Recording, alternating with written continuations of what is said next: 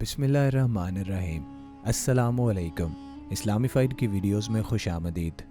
हज़रत अब्दुल्ला बिन अब्बास रज़ी अल्लाह ताला अन्हा रवायत करते हैं कि अल्लाह ताला ने हज़रत नूह अलैहिस्सलाम को 40 बरस की उम्र में नबूवत अता फरमाई। तूफ़ान से पहले आप अलैहिस्सलाम मुसलसल 950 बरस तक अपनी कौम को वाज़ो तबलीग करते रहे।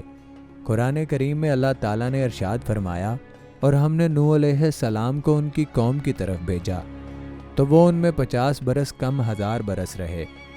यूँ कुरानी तसरीह के मुताबिक उनकी उम्र 950 बरस से मुतजाविज़ हुई। हज़रत नूह अलैहिस्सलाम तवील अरसे से हमारे वक्त तबलीग दीन में मसरूफ़ रहने के बावजूद अपनी कौम की बेराह रवी पर बड़े दिल गिरफ्तार रहते। उनकी कौम उन्हें तरह तरह की अजियतें देती, उन पर मसाइब के पहाड़ ढाती, लेकिन वो सब्र करते और उनके लिए दुआए खैर करते रहते। हज़रत इब्ने अब्बास रज़ी अल्लाह ताला अन्हा रवायत करते हैं कि नबी करीम सल्लल्लाहु अलैहि वसल्लम ने फरमाया, किसी नबी को अपनी कौम के हाथों इतनी तकलीफ़ और अजियत नहीं पहुंची जितनी हज़रत नूह अलैहिस्सलाम को अपनी कौम के हाथों बर्दाश्त करनी पड़ी। काफिर उनको डराते, धमकाते और तबलीग से बाज रखने के लिए इतना मारते कि वो बेहोश हो जाते। कभी उनके गले में फंदा डालकर बाज़ारों में घसीटते फिरते।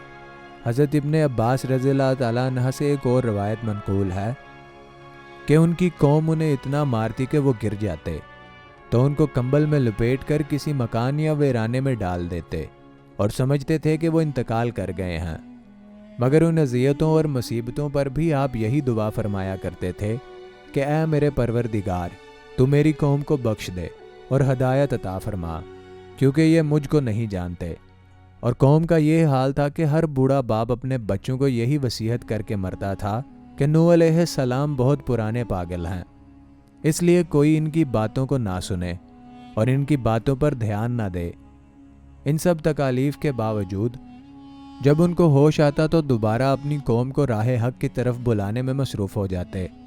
हज़रत नूह अलैहिस्सलाम की तबलीगी जद्दोजहद 950 साल तक जारी रही। रात की तन्हाइयों में आंसुओं के समुंदर के दौरान अपने रब से कौम के लिए दुआएं करते, ऐ मेरे परवरदिगार, मेरी कौम नादान है, ना समझ है, इसे माफ़ कर दे।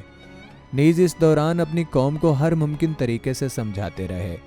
कभी अज़ाब इलाही से डराते तो कभी दोज़ख की सख्तियों और जन्नत की नेमतों का जिक्र फरमाते। फब्तियाँ कसती गोया वो कानों से बहरे और आंखों से अंधे हो चुके थे। इस तवील जद्दोजहद के नतीजे में सिर्फ 80 लोग ईमान लाए। हज़रत नूह अलैहिस्सलाम की बदहाली पर बहुत गमगीन रहते, लेकिन उम्मीद का दामन ना छोड़ते। मगर कब तक? आखिरकार तवील और सख्त तरीन काशों के बाद वो लम्हा आ ही गया जब आप अलैहिस्सलाम कौम से मायूस होकर अपने रब के सामने अपनी मारूज़ात पेश करने पर मजबूर हो गए। अल्लाह ताला का कुरान पाक में इरशाद है, नूह अलैहिस्सलाम ने अल्लाह से अर्ज़ की कि परवरदिगार, मैं अपनी कौम को दिन रात बुलाता रहा, लेकिन वो मेरे बुलाने से और ज़्यादा भागते रहे। मैंने जब कभी इन्हें तेरी बख्शिश की तरफ बुलाया तो ये अपने कानों में उंगलियां डाल लेते, अपने चेहरों को कपड़ों से छुपा लेते और ज़िद, तकब्बुर और गरूर करते। मैंने उनको एलानिया, खुफिया गर्ज हर तरह से समझाया और कहा कि अपने परवरदिगार से माफ़ी मांगो कि वो बड़ा माफ़ करने वाला है। वो तुम पर आसमान से पानी बरसाएगा, तुम्हारे मालो औलाद में तरक्की देगा और तुम्हें बाग अता करेगा और तुम्हारे लिए नहरें बहा देगा। आखिर तुमको क्या हुआ है कि तुम अल्लाह की अज़मत का एतकाद नहीं रखते, हालांकि उसने तुमको कई तरह से बनाया है। क्या देखते नहीं हो कि अल्लाह ताला ने किस तरह 7 आसमान ऊपर तले बनाए हैं और उनमें चांद को खूब जगमगाता हुआ और सूरज को चिराग बनाया, और अल्लाह ही ने तुमको ज़मीन से एक ख़ास तरीके से पैदा किया है। फिर वो तुम्हें इस ज़मीन में वापस ले जाएगा और उससे यकायक तुमको निकाल कर खड़ा कर देगा।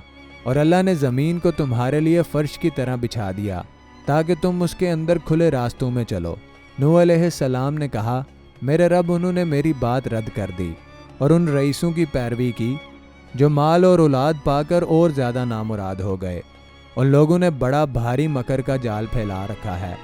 उन्होंने यानी रईसों ने कहा कि अपने माबूदों को हरगिज़ न छोड़ना और वद और सबा और यगूस और याऊक और नसर को कभी तर्क ना करना।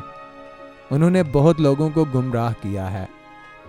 اور تو بھی ان ظالموں کو گمراہی کے سوا کسی چیز میں ترقی نہ دے۔